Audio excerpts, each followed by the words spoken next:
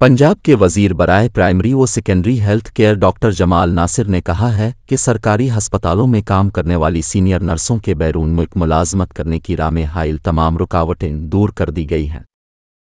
News website pro Pakistani के मुताबिक निगरान सूबाई वजीर का कहना था कि आइंदा सीनियर नर्सेज की तरफ से आने वाली बैरून मुल्क रुख्सत की दरख्वास्त पर फैसला 4 दिन के अंदर कर दिया जाएगा, ताहम उनके पास गैर मुल्की हस्पताल की तरफ से मुलाजमत की पेशकश का लीटर होना ज़रूर है।